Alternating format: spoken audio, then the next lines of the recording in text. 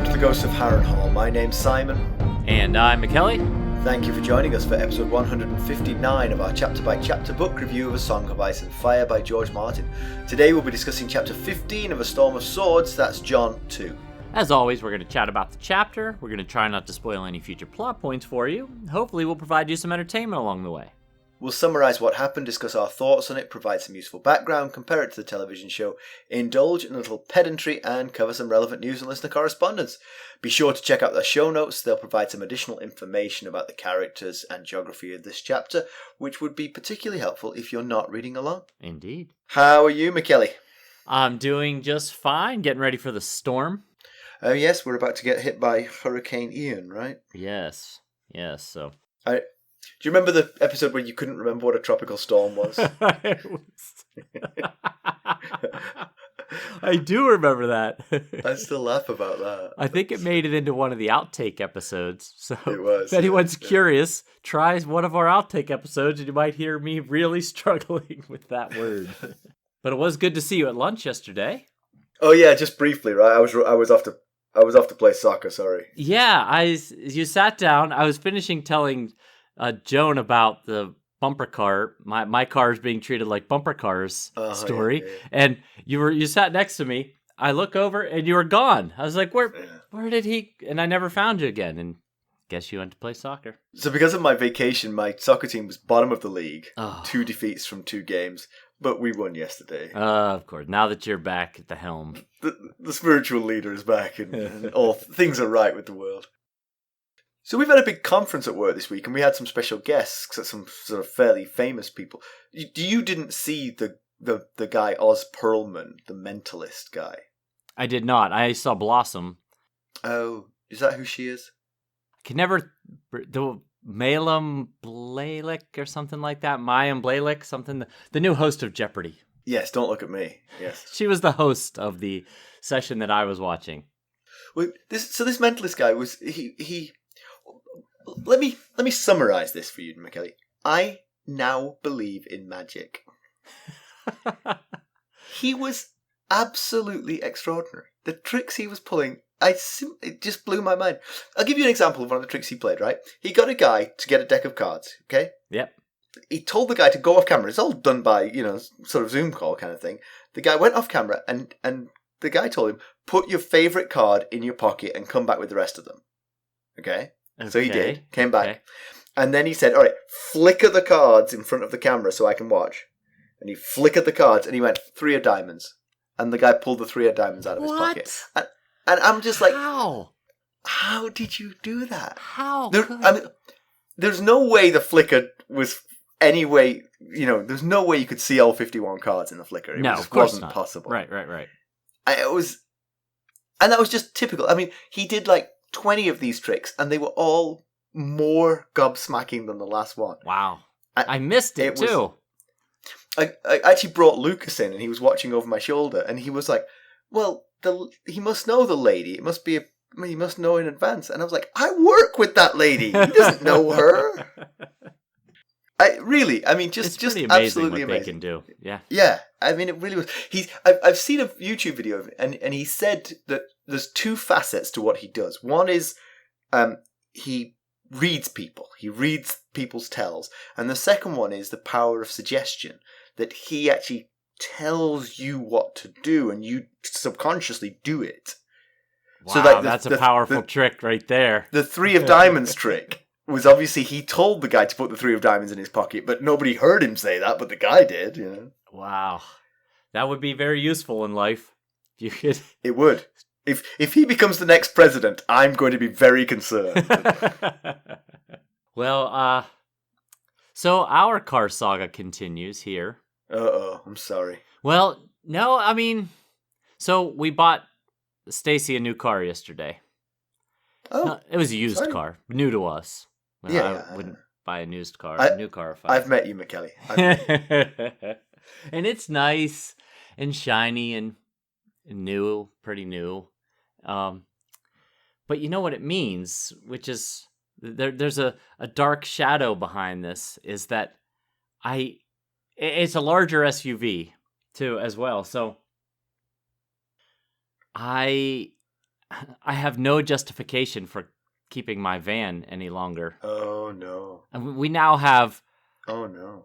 4 cars and 3 drivers in the house, so we don't even have enough space in the garage and driveway to park 4 cars, so Molly has to park up on the road. So, the reality, as we were going through the paperwork and stuff to buy this car, I was like, the reality of what comes next was painful. So I'm going to, of course, drag my feet as long as possible. But I have to do it at some point. I know I have to.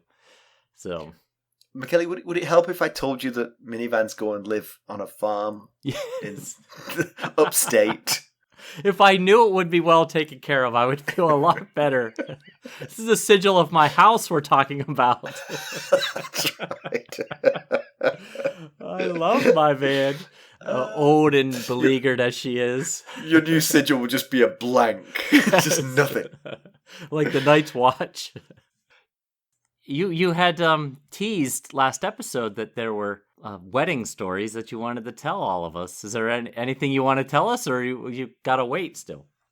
I think I'm still jet lagged, right? So I this is actually an interesting story about jet lag. So I used to travel a lot on business, and I adamantly told Carson, I said, there is no such thing as jet lag. Jet lag is just a myth.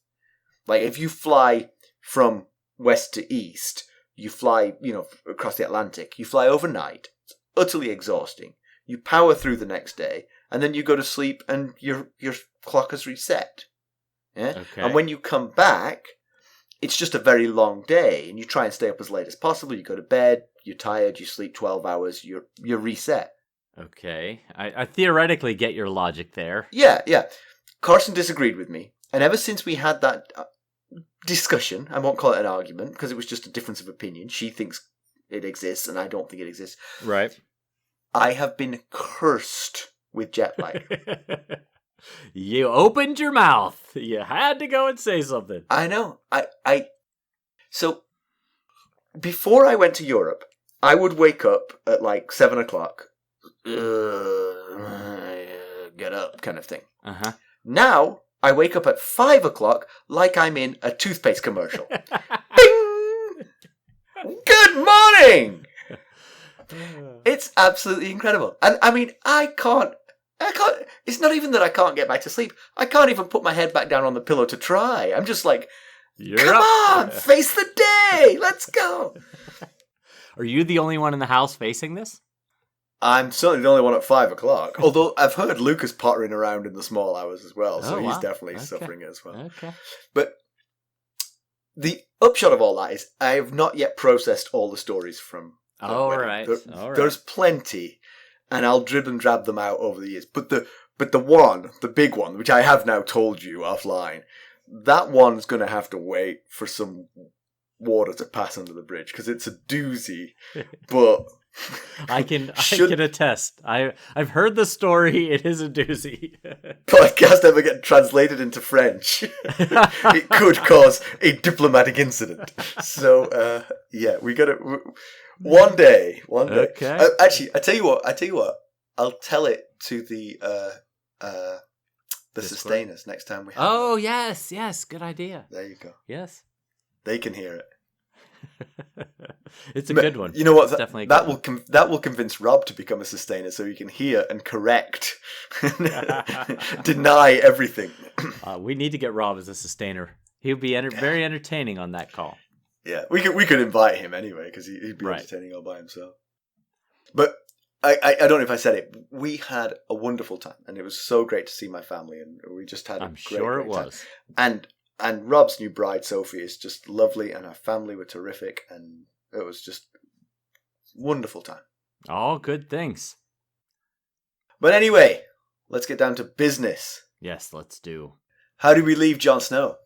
Well, last we saw of Jon, he was taken to the main wildling camp after killing Quarren Harfan to prove that he'd deserted the Night's Watch. He was brought to the tent of Mance Raider, the king beyond the wall, and his court of wildling dignitaries. I think, actually, the air quote should have been around dignitaries there. Either one. Probably both.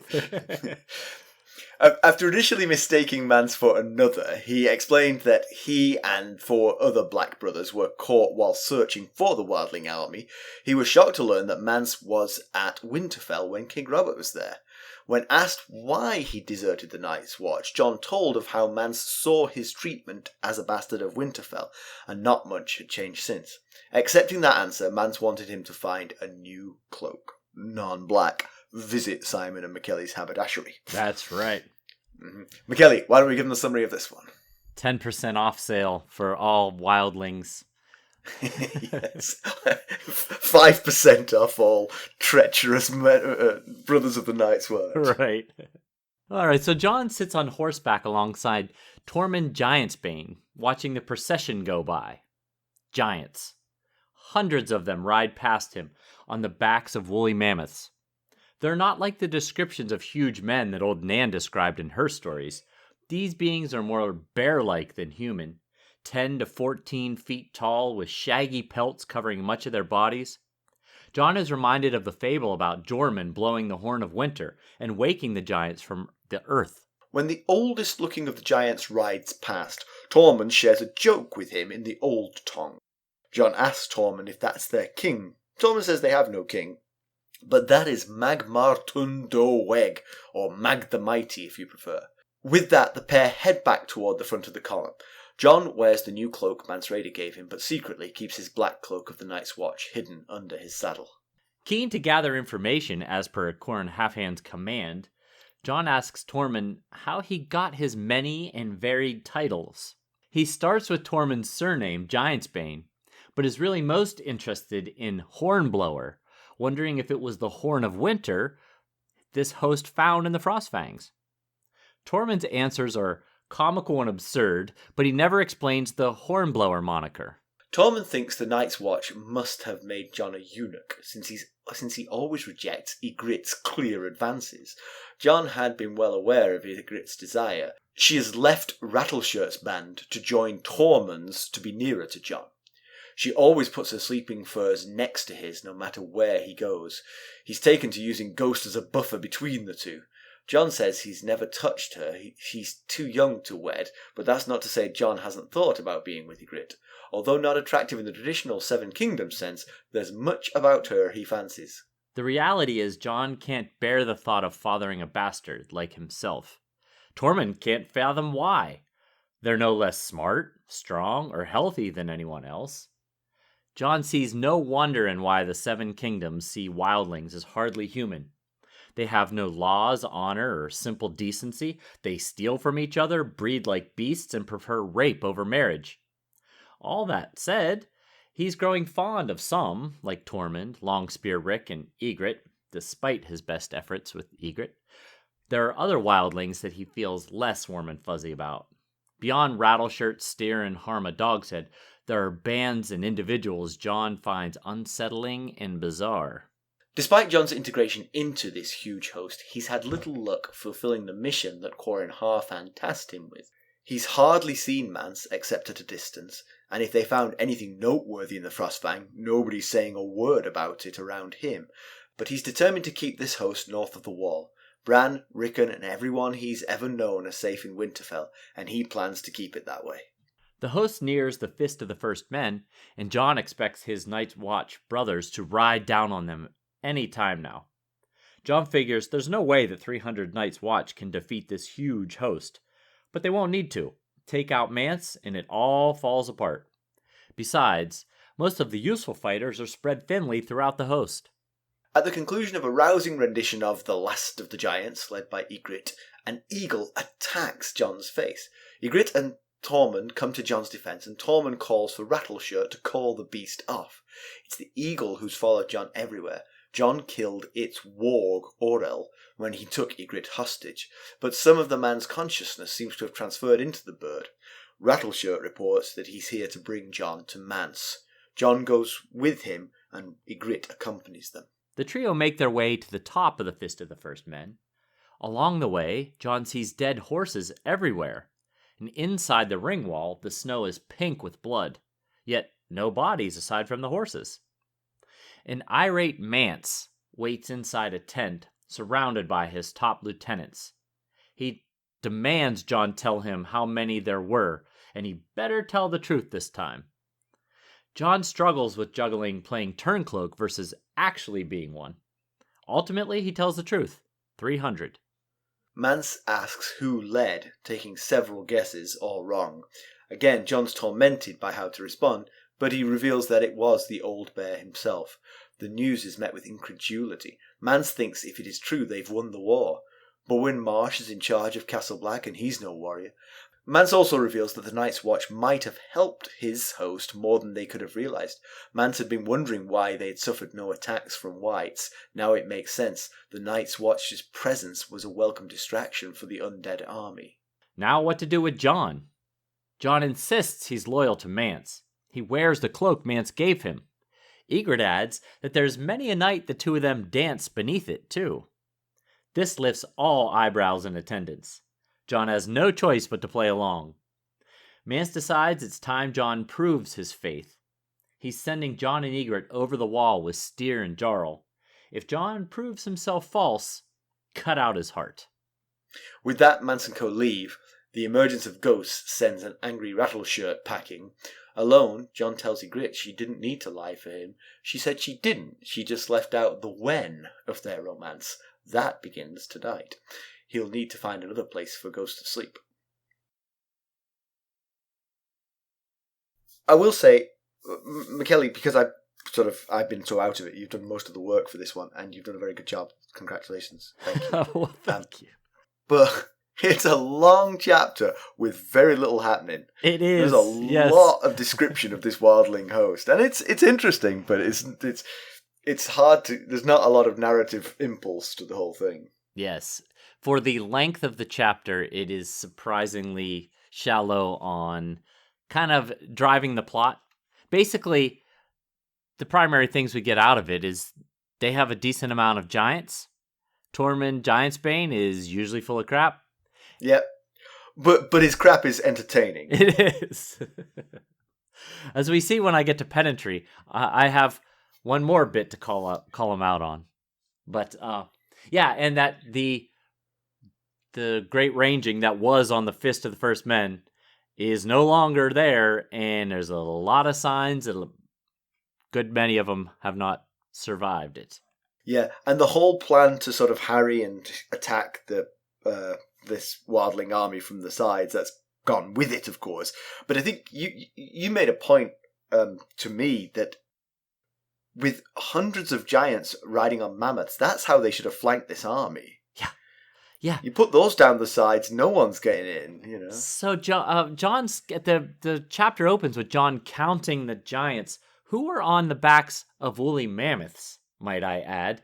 And he stops at 50 because he gets distracted by Tormund, but he said they just keep coming. So you have to imagine there might be as many as 300 giants, 100, possibly, you know. His thing about the Night's Watch, the Great Ranging, riding down on them as 300. He's like, yeah, they'll slice through this host like, a hot knife through butter. But they have the same amount of mounted giants for every one of those, there's a giant riding a mammoth with a club in his hand, which is like 8 feet long. And that person, in a one-to-one battle, has to take on Dolorous Ed. Sam Tarley. Chet. Yeah, Chet. Whose dogs are dragging him in the opposite direction, presumably. Yeah. I think this army could have been safe. Maybe Mance knew that they'd already been dispatched, and just didn't see the need to protect them. Yeah, and, I can forgive Jon from his last chapter looking at the host as he just comes into the camp and then meets with Mance because he hadn't seen the giants. But he counts the giants, sees how many there are, and then still later in this chapter thinks, the Night's Watch Rangers are going to ride right through these guys. And He does admit they're not going to be able to take out the whole host. They're outnumbered, 100 to 1 or whatever number he gives. But he does know that they have, at that point, he does know that they have a significant amount of mounted giants. So, in your mind, Mackelly, how many people are in this host? I was thinking 30-ish to 30,000. Yeah, 30,000, something like that. Do you wonder how fast this host can move? Have you ever watched the beginning of a big marathon, like Boston or London? It looks like one blob moving for a while. But except it doesn't, because the first row gets going, right, and the last row has to wait an hour before it even gets going. I mean, that's why your time is not the time from the start; it's from when you get across the start line. So, imagine this host is that kind of crowd, but carrying all their stuff. Right? And the front of the host has to stop early enough in the evening that the back of the host comes to a halt before sunset. Yeah, right. They're going to be doing like 2 miles a day. It's going to be pathetic. Yeah. He mentioned that most of the host had, I forget what the term he used was, like dripped out of the frostfangs by now. It wasn't the word dripped, but it was like, the word made me think of like maple syrup or honey or something that moves really slowly. I can't remember exactly what his term was, but yes. And I think it took them hours to ride to the front of the host from back where they were with the giants at the beginning of the chapter. I think it might be even bigger. I think it might be 50,000 is how I feel about it. Could be. So Jon watches the procession of giants, and then he wonders if the legend of Joramun's horn really did wake them up. Do you know anything about this, Mackelly? So, I mean, just like the bits of pieces of information that we've picked up at this point, remember back when Osha was talking to Bran in the Godswood, and she mentioned that Hodor had some giant's blood in him, and that her brother had killed a small giant? That didn't seem like that had happened like yesterday. No. So it doesn't seem like if they were up in the Frostfangs looking for this Horn of Winter, that they found it, blew it, and all the giants just woke up. Is Joramun's horn the same horn that we think they were looking for? Is this one and the same? It's possible. I mean, it's the Horn of Winter that woke the giants is really what we know at this point. Okay, so we believe these to be... There aren't two horns really being bandied around here. It's one horn. That would be my assessment of it. Yes. Yeah. I mean, I saw this as historical legend. That the legend was that the horn woke the giants. They've been milling around ever since. But of course, it may now call the giants, of course, so maybe they did find it, blew it, and the giants came. And we have had a horn be found. Ghost took Jon to that buried cache of obsidian, and there was an old war horn in that cache as well. He gave it to Sam. Possible it could be the horn in question. It seemed like an old, battered, worn-out horn to Jon. So, if it was hidden, it certainly wasn't used to wake these giants, unless whoever it was blew it and then ran and hid it somewhere.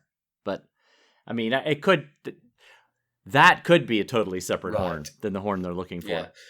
Yeah. At least Jon didn't think anything looked special about it.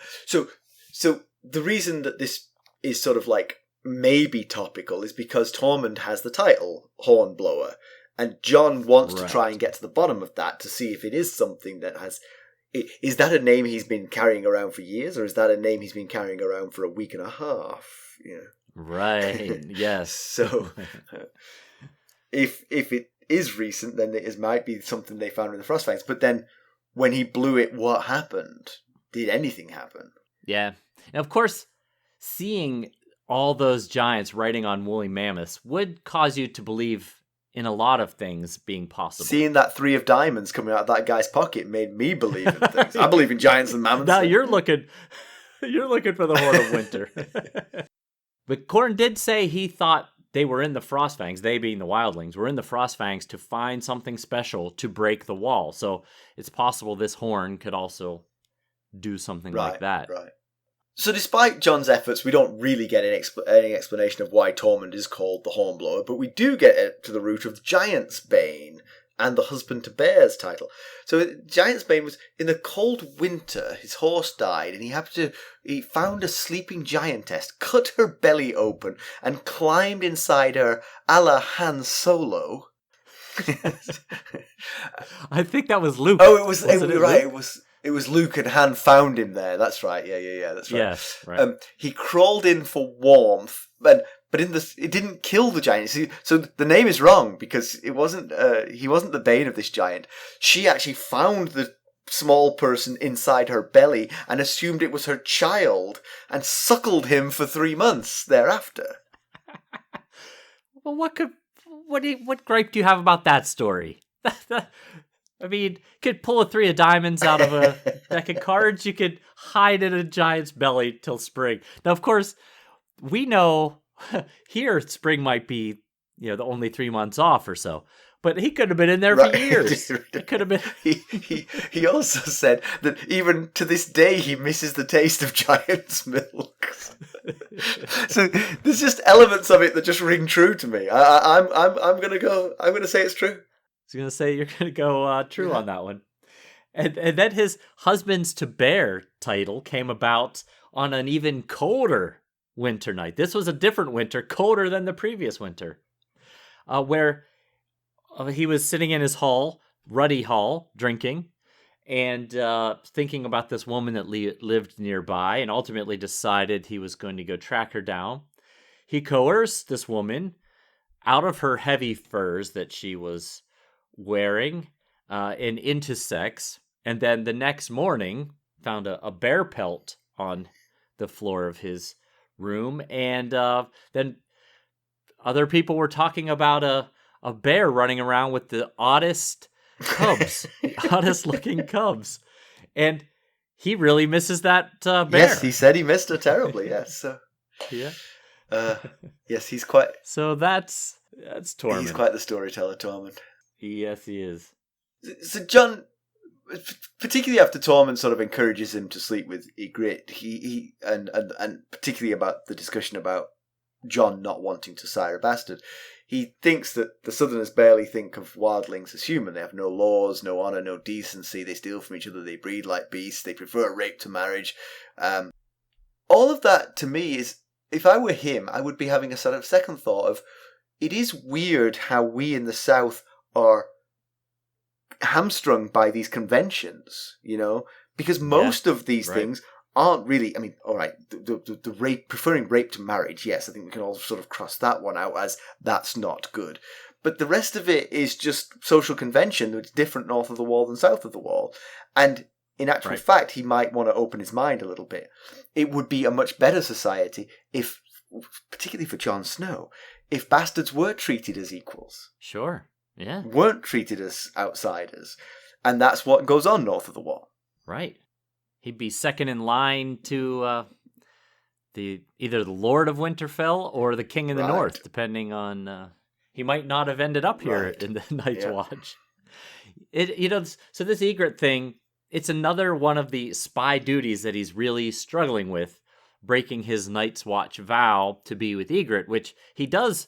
He's really torn about Yigrette. On one hand, he does quite fancy her, but on the other hand, he doesn't want to... He's afraid of becoming too far separated from what makes him a brother of the Night's Watch. But again, another Star Wars reference. In the Star Wars version of this, little ghostly Obi-Wan Kenobi Quarren Halfhand would be slapping his forehead like, "Just do it, idiot." I told you, don't balk at anything, whatever it takes. And that would be a cool character. The ghost Quarren Halfhand. Would he get his other half of his hand back, though? That's what I want to know. Well, yeah, that's right. Anakin was rebuilt, wasn't he? When he came back as a ghost. Yeah, right. Yeah. Quarren full hand. Quarren both hands. But I think it goes deeper than just him struggling with breaking this Night's Watch vow because of his hatred of the idea of fathering a bastard. Remember way back in Jon won of a Game of Thrones. He stormed out of the feast, the royal feast with Robert and his family, because his uncle Benjen suggested that he father a few bastards of his own before joining the Night's Watch. So, But like you said, Tormund's take on bastards must have been a unique perspective for Jon. And, that Tormund says they're not any weaker, they're not more sickly, they're not more likely to fail. And, like you said, if he could wrap his mind around this concept, it might help him feel a lot better about himself as a person. And also, he's very practical about it. It's like, Yigrette will only have a baby if she wants to. She knows, she's not expecting him to marry her, and if she gets pregnant, she can choose what to do. And there was clearly no judgment or societal pressure for her to do whatever, to do anything but what she wanted. Yeah, I'm glad you brought that up. Yeah, he said if she doesn't want a baby, she'll go to a woods witch and drink some moon tea. It's real. I think he said, once your job is done, you no longer have any input. Right. He literally says that, yes. Yes. But it reminded me a little bit, this whole thing, because he says, I'm too young to get... He's trying to think of a reason to give Tormund that he will believe. And so he says, I'm too young to get married. And it kind of, this whole thing kind of reminded me a little bit of Robb last chapter, marrying Jane Westerling after one night together, believing it was the only honorable thing to do. It could be a Winterfell, especially a Winterfell thing, that, this is really hammered into them, that you don't do that kind of thing. Plus, it just goes to the immaturity of both Robb and Jon, that they just don't really know how to behave in this situation, And what the way they behave is basically the rigid honor of Ned Stark. That's the sort of the one that their compass says that. But here they just have to be more practical, both of them. So Tormund concludes, Tormund really can't understand Jon here, because there's a woman who's attracted to Jon and is throwing herself at him, and Jon keeps refusing, and Jon is a lapsed crow, not a current one. So Jon, I think he genuinely asks, do they make you a eunuch when you take your vows? Because what other reason could there be for saying no? He's absolutely flabbergasted by it. And none of Jon's excuses make any sense to him, sort of like the too young to get married. She's not asking you to get married. I don't want to sire a bastard. It wouldn't be yours anyway, Yes, right. Yeah, but it's been really... And it's not like it's unclear whether Yigrette is interested in Jon. She's doing everything in her power to show him she's interested in him. She spoons with him every night. It reminds me of the scene in The Man with Two Braids when he asks his dead wife for a sign, any sign, and the shrine spins and the wind howls and a voice says, no, but he wants to do it anyway. Any sign. But we had conjectured last Jon chapter that based on the fact that Jon got an initial meeting with the top brass of this here host, that Jon might immediately be given a place of importance in the army, but turns out it doesn't seem to be the case. He seems to be stuck pretty much hanging out with middle management. And he's not able to do... he's watching, like Corin wanted him to do, but he's not watching much. There's not much to watch at with the people he's associating with. It also goes... again, this goes to the fundamental lack of point of all this. That they would like to get... Well, we don't know what they want, really. But they're just individuals. They're not going to be able to bring down the wall unless they've got this magical device to bring down the wall. And that's maybe why he's being kept from the top table, because they have found it, and the last thing they want is for him to find out. That being said, it is a bit of a mystery how you would gather 50,000 people together to help find a magical device, find the magical device, and then keep it from those 50,000 people so none of them know. Yeah, that's the thing, right? Like, you got this large, diverse group of tens of thousands of people, yet nobody is talking about the if they what they found, but maybe most of the people were up there with no clue why they were up there. Maybe they just thought it was the meeting place. But that doesn't feel like a very wildling thing to do. I mean, even to the wildlings, that must have seemed cold and inhospitable. Wait. Winter's coming and you want to climb up into the Frostfangs to have a gathering? Could we not do it down here? That is a good point.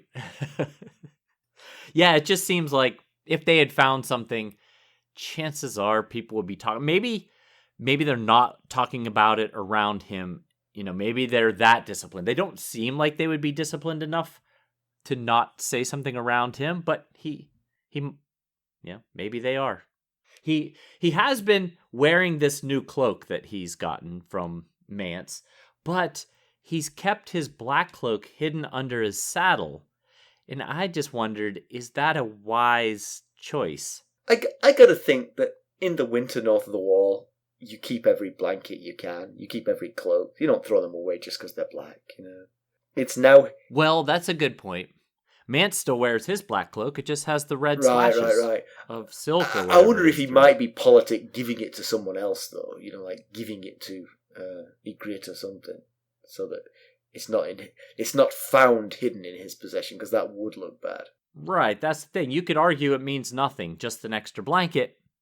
But it also, especially if anyone has lingering doubts, which we learn later in the chapter, that there's plenty of lingering doubts. You know, you hanging on to your black cloak underneath your saddle, it's not a great look. And on the subject of lingering doubts, the one thing you want to do to dispel lingering doubts is to not be shifty and pathetically lying about the merest things. Yes, he's certainly not a seasoned spy. No, indeed. Just the number of nights watch at the Fist of the First Men. Right. Which of course, he already baked this lie in the last chapter. He baked this lie in because he said there were just 5 of them. Right.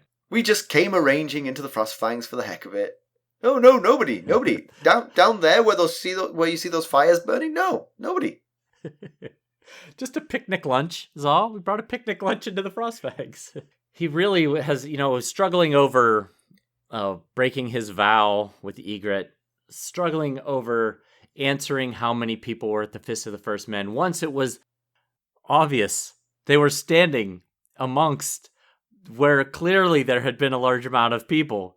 And who led, you can understand a little bit the who led this ranging, because it reveals that Castle Black is basically leaderless, but at this point, I had visions of Jon sort of like when asked directly how many were on the Fist of the First Men. Well, how many do you think were on the... What number are you thinking? We're jumping ahead a little bit, but this is making me think of this. Mance guesses several people, one of which is Jeremy Riker, having led. He could have gone with Jeremy Riker because Jeremy died by the hand of the White at Castle Black, so he really couldn't have been proven wrong unless they caught up to him. Right, that's a good point, yeah. So he could have been like, yes, Riker, that's who it is, Jeremy Riker. I have a big performance meeting with my boss tomorrow. He's given me a sort of set of questions in advance of it, and one of them is, how do you think you're doing this year? And I've got notes that says, how do you think I'm doing this year? You start. I don't want to say A+ until I've heard what you think. But I think we both know that. Say it at the same time. Count of 3. I thought it was 3 and then say it. But so Jon, he's met some more nefarious wildlings that personify, we've talked about why are the Night's Watch trying so hard to keep these wildlings north of the wall? They're humans. Let them in. Well, he meets a few that he thinks, I don't want these guys anywhere near Winterfell. So Jon's going to set himself up as like a customs guard on the gate to Castle Black. You in the walrus bone chariot? No. Right? Yes. You there, Ice River Clan, who eat human flesh. You're out. Sorry, you've been rejected. You murder a dog every 2 weeks. Can you make it every 2 months? Can you work with me here a little bit? Yeah, he mentions the Ice River clan. They're basically cannibals. He mentions the cave dwellers. I mean, they paint their faces blue, purple, and green. I mean, I think you could live with that. Yeah. And Hornfoot men are basically people that don't wear shoes. They run around with feet as tough as leather. I mean, that's all right. Yeah. If you could run around with bare feet north of the wall, you'll think you're walking on plush carpet when you get south of the wall. Quite in that shallow snow. Right. But so he mentions several of the individuals, like you just mentioned, Harma Dogshead, who he doesn't want particularly anywhere south of the wall. He wants to set her up with Chet. That would be an interesting pairing.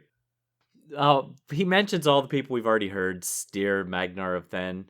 But one new character that we get is Varamir Sixskins. And Varamir comes with an entourage of pretty badass animals. He rides his steed. And he mentions that Varamir is a small mouse of a man. Yet he rides a 13-foot snow bear. Honestly, if you're going to climb on the back of a 13-foot polar bear, it's probably better to be small. Because you don't want him to notice, would be my guess. As long as he doesn't notice, you're safe. He doesn't actually ever go anywhere except where the polar bear wants to go. Yes, right. But he has to trump Jon. Jon has his wolf. Varamir has 3 wolves and a shadow cat. So, you know, I'm not big on pets, but that is a pretty good entourage of animals there. I gotta hand it to him. Yeah, if you're gonna roll with some animals, you can't really go wrong there, can you? Unless you got a dragon. But certainly, it sounds like he is a warg. Yeah. You would think, at least with that snow bear, one would hope. Better be warging that thing. So we do get an idea a little bit about how Mance has brought this army together. You know, there's different clans, different languages, different customs. And basically, the word is that he sweet-talked some, he won some over with his singing, and some of them he had to fight them into submission. So, you know, it's been quite the process of building this, for once, unified wildling army. Yeah, and you'd have to imagine hearing all that Mance is quite the person. Yeah. He's clearly very well-rounded, very skilled at a lot of important things. I know Corrin had a lot of respect for him when he was talking to Jon about him. He said he was the best of us, referring to when he was a brother of the Night's Watch. I mean, all of this makes Jon sort of like redouble his commitment to protect south of the wall, because everything that he cares and loves is at Winterfell. You know, he lists out Bran and Rickon, but also Maester Luwin, Old Nan, Farland, Mickon. Of course, he doesn't know that a lot of this has gone south already, but, you know, it's understandable why he would want to protect these. The question he's got to ask himself is, you see, for me, that should be his sort of like his fixed point here. He wants to protect those people. What's the best way to protect those people? It's sleeping with Yigrette. Do it. You know, if that protects those people, do it. Yes. Yep. And Corrin told him, whatever you got to do. Don't worry about your vows right now. You've got to do what you've got to do. So, I mean, you can try to not enjoy it if you want, Jon, you know. So when they reach the Fist of the First Men, Jon expects them to be attacked. You know, he assumes that Thorin Smallwood, Jarman Bookwell, etc. would be doing exactly what we've talked about, harrying this huge wildling army from the sides, because they got enough intel to make a plan. But nothing happens. And he's right to some extent. Thorin Smallwood did report back. He did tell Mormont what this host was and where it was and how slowly it was moving. He's not exactly right about Jarman Buckwell and company. they were sent to scout the giant stair. We haven't heard from them. Hopefully, for their sake, they didn't return during the white attack. If they were, hopefully they stayed far enough away to avoid any issues there.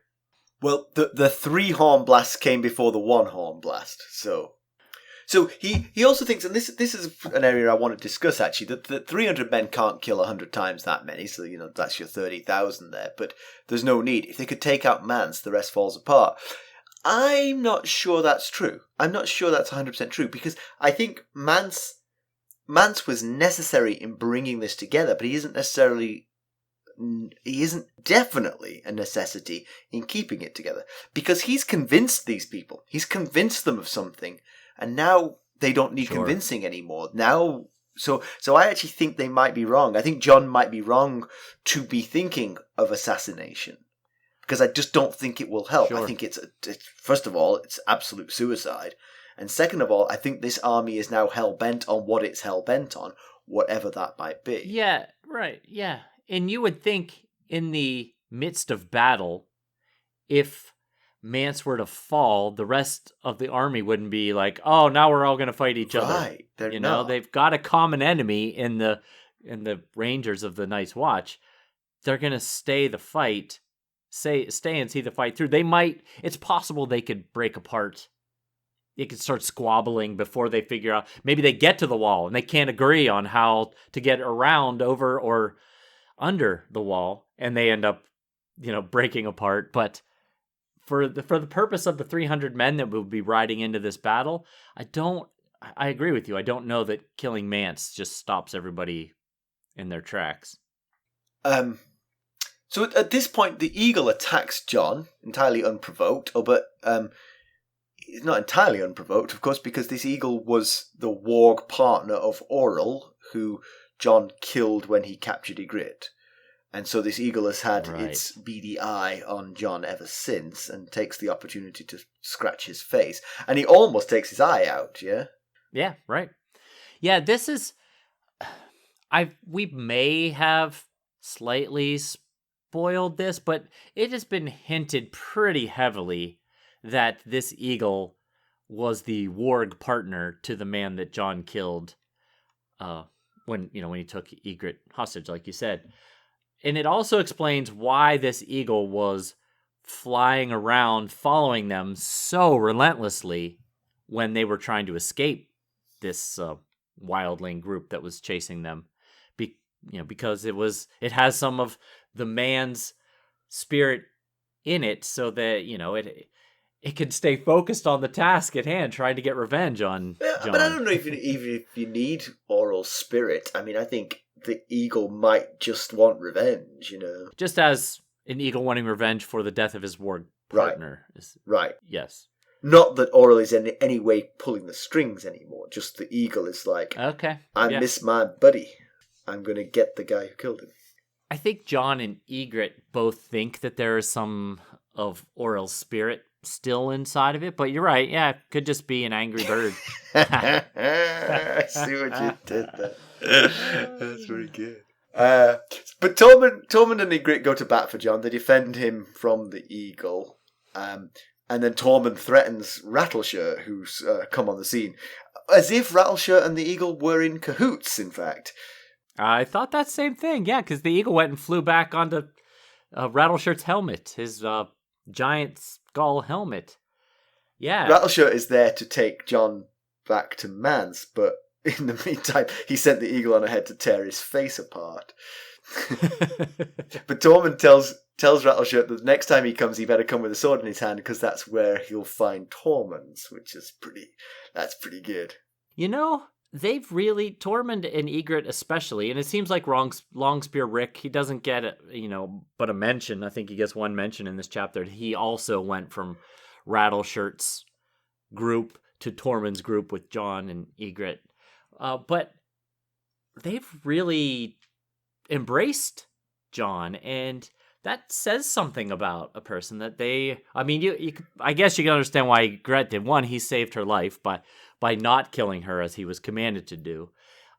And she fancies him a good bit. But Tormund's He's very open-minded, totally accepting this guy, so it seems. But is it what it actually tells you about these people is that they're gullible and unable to judge obviously crooked. Okay, that's another way to look at it. I'm just saying. I mean, Jon is playing them, and they're not picking up on it, even though he's very bad at it.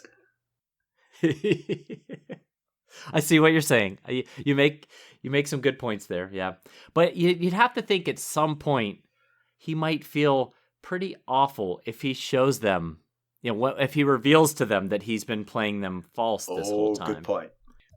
Jon soldiers on with the blood dripping down his face and is accompanied by Yigrette, and he goes up to the Fist of the First Men, where they find that the whole slope and the base is littered with parts of horses, which is not very pleasant, and the whole top is soaked with blood, but there are no human bodies. There's only horse remains. So what does that tell us? And you know what? I think that we might have some more of these blue-eyed freaks chasing us later.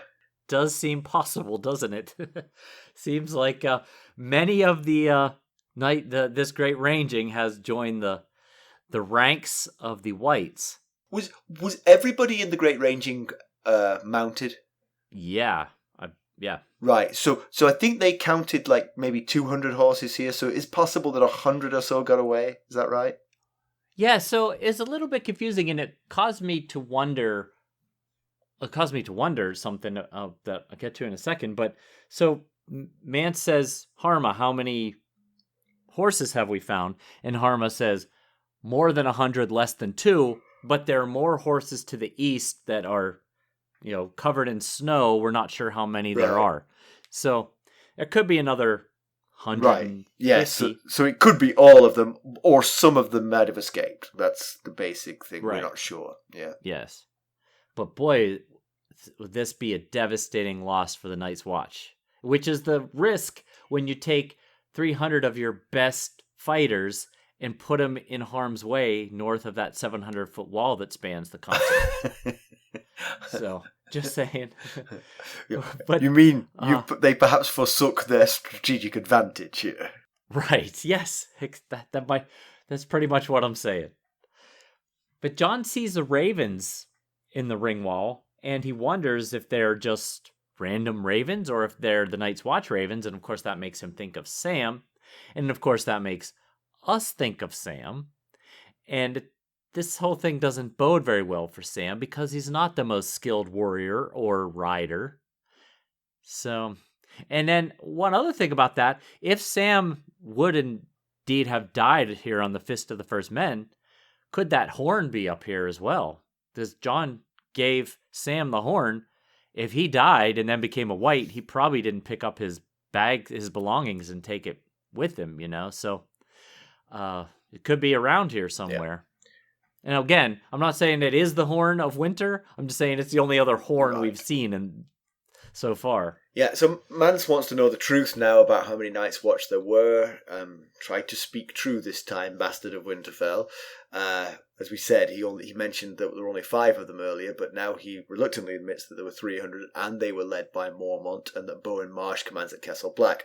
All of these people are known to Mance, so now he knows that Castle Black is now led by an accountant, basically, who and becomes much easier target for Mance's army than it would have otherwise been.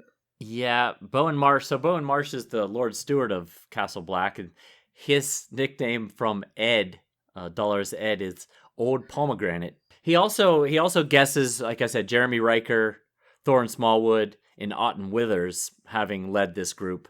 And I had already mentioned Jeremy Riker died from the white attack when they brought those 2 whites in to Castle Black.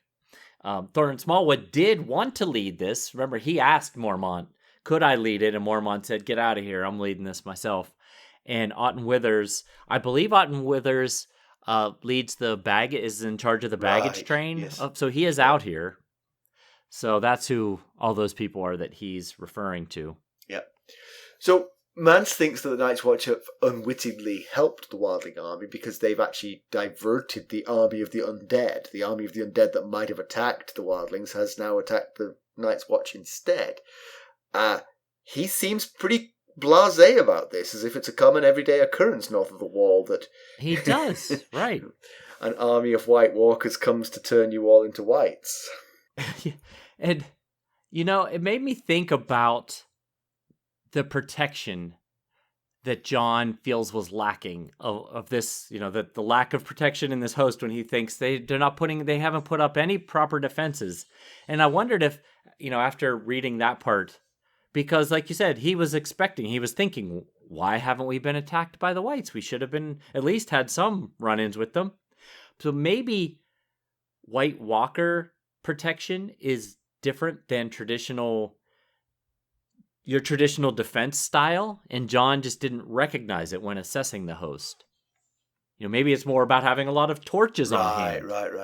As opposed to having, mounted swords and arrows. Instead, it's about how many torches can you get your hands on? Point. Things like that Jon wouldn't have picked up on. Yeah. So all of this still leads lingering questions about Jon's defection. He has clearly lied several times to them. Yigrette basically bails him out by saying that they're having sex, and if they're having sex, then he clearly has lapsed as a brother of the Night's Watch. That's good of her. It's good of her because he was in trouble at that moment, and that really did sort of reassure everyone a little bit. Right, it was quick thinking. But, I was thinking after the discussion with Tormund about how casually wildlings take having bastards and taking moon tea for unwanted pregnancies, I was a little bit surprised at how well this revelation, false though it was, worked. Yeah, the thing is, it wouldn't have worked for a wildling. It works because he's a brother of the Night's Watch. They feel like that's the... Sure. It's one more tether removed. But, we also, and Mance would know, that the only thing more frequented than the brothel in Moletown is our haberdashery. I don't think that's true. I mean, remember, we only sell to deserters. There are not that many of them. So we're in the wrong business is what you're telling us. We're like the vacuum cleaner salesman in Breaking Bad, Yeah. So, it's my point is it's not that uncommon for Brothers of the Night's Watch to break that particular vow. True. So Mance isn't completely convinced, so he sends Jon and Yigrette with Styr and Jarl to go over the wall to prove their faith is more than just words. Mance's demeanour towards Jon has definitely changed. He's definitely hostile, curt and cold. I'm not sure that that's the job that I would have given Jon if I was not trusting. Right. We're going to send you home. Send you home, exactly. You want to know how we're going to punish you? We're going to test you by sending you home. But, I mean, his knowledge of the wall could be helpful, so it's not completely crazy, but... Right. Yeah. And Styr is he was the earless one that Jon confused for Mance when he first came into the tent. He's the Magnar of Then. And Jarl, I'm not sure. He was introduced. He was also in that tent. He was introduced as Val's pet. Oh, yeah. Val being the sister of Dalla, who is Mance's pregnant queen, for lack of a better term there. So Mance believes that Mormont's escaped and is heading for the wall. I mean, it's just a guess, really. I mean, they could have all been killed. But again, just a horse head count, it does feel like some might have escaped. So I guess maybe Mance is just worst case scenario. Mormont survived because Yigrette sure thought he was dead when Jon was struggling about what to answer. Who led this host? She said, "Just tell him he's dead anyway." So she thought he was dead. And Mance literally says, "If we can reach the wall before him, we've won. We've always worried about this, and it's come to pass. If you send the lion's share of your fighters north of the wall and you lose, then the wall is very much unprotected, and it should not be too hard for these guys, magical or not, to broach the wall one way or the other." Yeah, if they have no one impeding them, they can eventually get across the wall. That's the point of the Night's Watch, is to man the wall, not man north of the wall. Ghost does show up here at the end, and Jon wanted Ghost after the eagle mauling. He was tracking down his horse, but he thought, what I really want is Ghost, and then he thought Ghost could be leagues away, which might explain why he showed up when he did, because possibly Ghost felt the danger that Jon was in and began his return to defend or help Jon and got here just now. Good point. So good point. And you know what he gets for his efforts of coming back to help Jon is he gets to sleep alone in the cold because Yigrette says, "Tell Ghost to find somewhere else to sleep tonight." Do you have some background for us? I do. We know that giants and children of the forest were the first inhabitants of Westeros. They coexisted fairly peacefully until the arrival of the first men across the arm of Dorne that once connected Westeros to Essos. Once upon a time, giants lived across Westeros from at least as far south as Massey's Hook and the Red Mountains north of Dorne. Some maesters believe that giants once lived in caves beneath Casterly Rock, in fact. According to legend, they were hunted and driven out of much of Westeros by first men.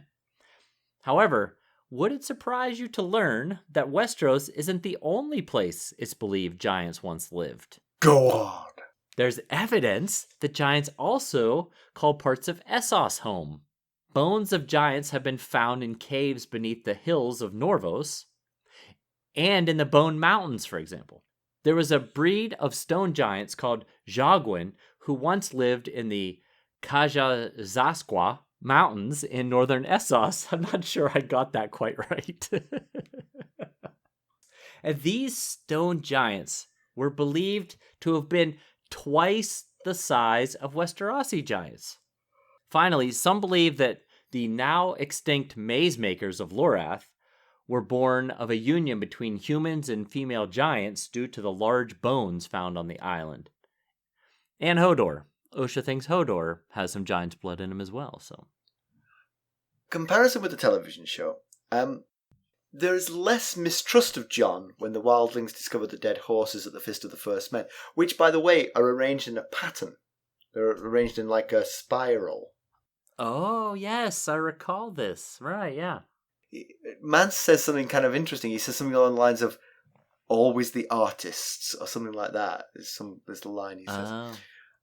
And Oral, who is the eagle's warg, or the other half of the eagle-warg pairing, is still alive and is played by Mackenzie Crook, who you might know from the British Office. He played the Dwight Schrute character in the British Office. Yes, right. Oral's still alive, and he actually takes some of Rattleshirt's role from the book in the TV show.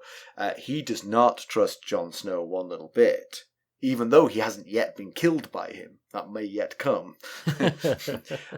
There's lots of posturing and territorial marking between the two of them. Yigrette definitely likes Jon. And I don't know if this happens in the book in the future, but he breaks his vows, let me tell you. Oh, he breaks his vow. So, Pedantry Corner, you've got something good.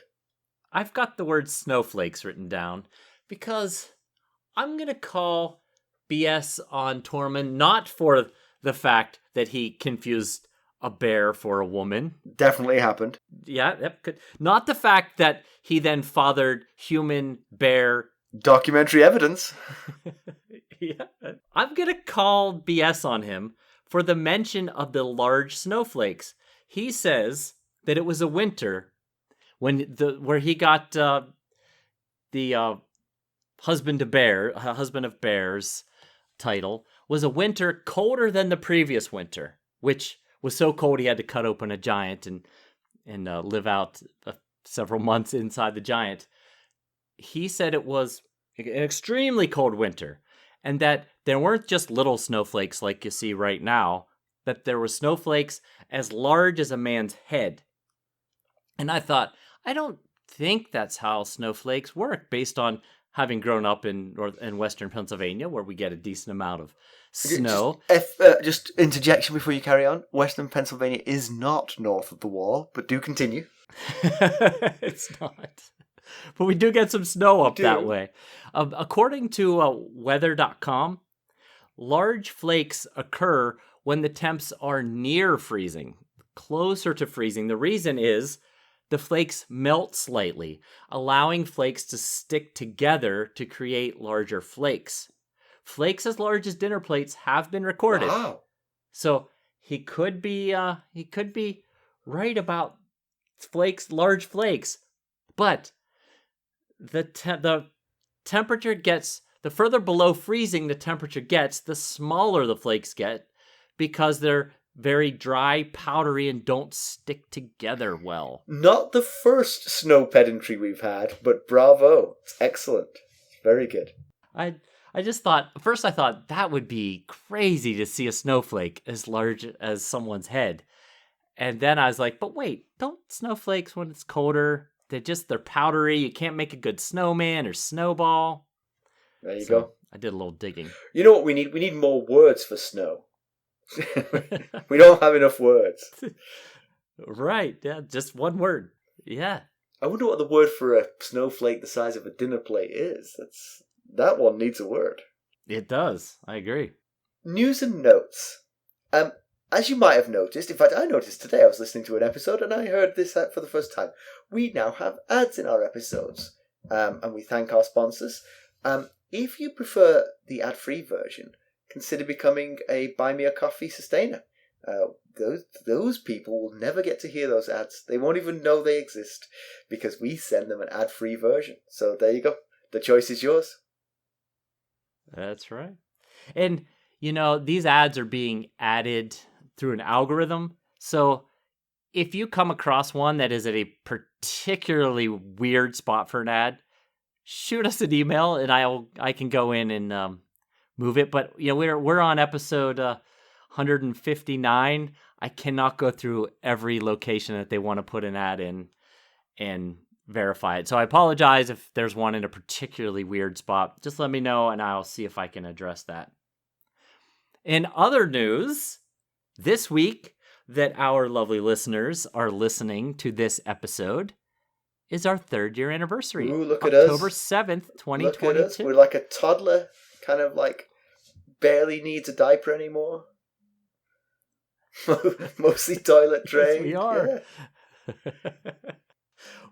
We're definitely growing up, huh? We've been doing this. I can't even believe we made it a year, let alone 3 years. I mean, I have had people tell me I'm about the most tenacious person that they have ever met. I really don't like to give up on things. I wondered why we hadn't given up. It's you. It's my fault. I'm the opposite. I'm lazy. No, yeah. Congrats. That's awesome. We've done well. Yes, congrats to you. Okay, we're patting ourselves on the back here. Oh, but by the way, actually, just on the patting yourselves on the back, I was on a work call yesterday, and it was like really celebratory about this thing that we'd done. And honestly, it was kind of like, how we're on one side of the company and then marketing is on another side of the company. It was a marketing call, and I was working on the thing that they were celebrating, and it totally wasn't working, and it was a complete mess. Meanwhile, This call I'm listening to is just all self-congratulation and backslapping. And eventually, they muted me because they could hear my rage typing. I was like, I'm trying to make this work. That sounds about exactly how it goes between sales and R&D. Well, so for our 3-year anniversary, what we're going to do is a YouTube Live. We've never done it before. Hopefully it goes well. We'll announce the date. We haven't hammered out a date just yet, but it will be either this week or the following week. And basically, we don't necessarily have an agenda. You guys come on and we'll talk. You guys send us stuff you want to talk about or whatever. I'll try and catch up on House of the Dragons so that we can talk about that, but I'm still way behind. I've tried to watch the 3rd episode like 4 times and I just can't get through it. I'm so tired all the time. I'm like, oh, forget it. Yeah, I'm now down to watching it solo. Stacy gave up last week. It's a miracle she went that long, honestly. It wasn't easy. I had to do a lot of... Did you see what just happened? Do you understand what... Would you put your phone down for 1 second? Do you even know who these people are or what they're talking about? I'm going to have to make a podcast for this show for you. I tried to convince Carson. I said it is kind of soapy. It is kind of like, sort of like, who'll get the throne? She's like, is it as complicated? I was like, it's a narrower story. You might like it. Much narrower. Yes, right. Anyway, so 3-year anniversary. Congratulations to us. And we're gonna do a YouTube live for the first time. Let's draw a conclusion here. So, it was an interesting look at wildling life. I highly recommend reading the chapter if you haven't. You get to read about mammoths and giants and walrus bone chariots and things like that. Yeah. We got some cool descriptions of, varying unique clans and individuals and customs and things like that. So it definitely expanded the world a bit. And bravo to Mance for bringing them all together, because they have nothing in common, these people, clearly. I mean, he said, they don't even have language in common, many of them. So must have been quite the effort to cobble all these people. Yes, comparable perhaps to Aegon the Conqueror. If you think about it, sure. I mean, it's not as big. It's not as big as the Seven Kingdoms, but it's as diverse, perhaps, and also. And Mance doesn't have dragons. Exactly. Tormund seems a true ally to Jon, but hey, you know what would be really smart of Mance is to get the friendliest guy in the wildling army to befriend Jon and be really nice to him, just so you can keep a careful eye on him through his eyes. Yeah, right. That makes sense. Yeah. Maybe Tormund is a significantly better spy than Jon is. He is. No matter what's happening, he is. Because Jon is the world's worst. Can't be worse. He sleeps on a black blanket. Refuses to give it up.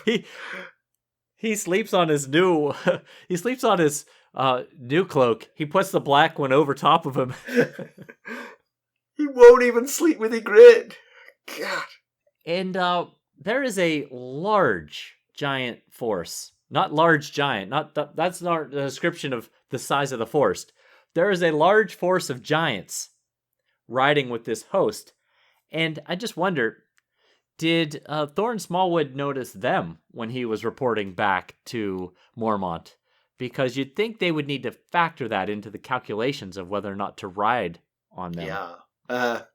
So Jon's struggling. I mean, we're teasing him for not being very good at spying, but obviously it's difficult for him. He's honor-driven, and he's taken a vow, and he has to break all kinds of facets of the vow in order to fulfill it. Yes. Yeah, and he's really struggling with that, which is understandable. He was raised by Ned Stark, who put not breaking vows pretty high on his list, except for possibly one exception.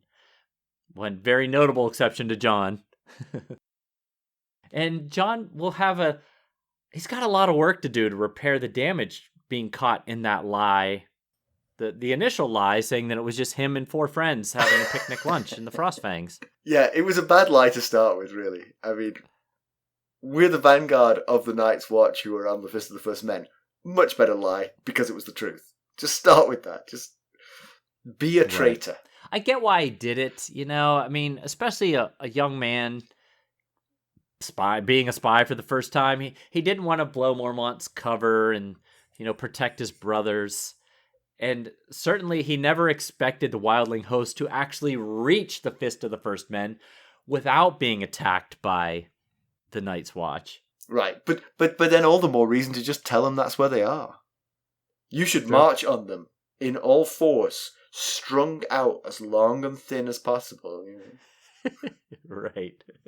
So, but it does not look good for the Night's Watch ranging. I mean, the dead horses everywhere, the pink snow. No. The no bodies, well, there's a very simple explanation for why there's no bodies. It's not because they all ran away without their horses. It's because they were all killed and now will fight for the other side. Yeah, and it was, I mean, I don't think this was the risk that Mormont was thinking would be a risk. But it was a risk when they decided to make camp at the Fist of the First Men, being that there was really only one way in and out, and that's up the southern side of the mountain, hill, whatever you want to call it. So, that might very well played into the White's ability to attack them so effectively, because they could just keep coming up that hill, and the Night's Watch don't have a lot of other places they can go. And every time you lose one, they gain one. Twofold. Yep. And the wildlings now are headed for the wall, seemingly unhindered by the ranging, which appears to have been decimated. And we're heading to a little warmer climate next week. We'll be heading to King's Landing. We've got a Sansa chapter coming up. Well, there's 3 ways that you could help us. You could leave us a positive review. They're always the way that we bring in more listeners. You can buy some merchandise at ghostsofharrenhal.threadless.com, or you can buy us an Arbor Gold at buymeacoffee.com/ghostsharrenhal. You can become a sustainer at the Lord Paramount or Knight of the Realm level, where you get an ad-free version of the show. And as always, of course, you can reach us at ghost.harrenhal@gmail.com. You can go out and follow us on Twitter at @ghostharrenhal. We're on Facebook, Instagram, Discord, and YouTube, and those would be especially important, our social medias. Right now, to find out what we're going to do and when we're going to do our 3-year anniversary. I will pay attention to them. Thanks for listening. Thanks. Bye. Bye.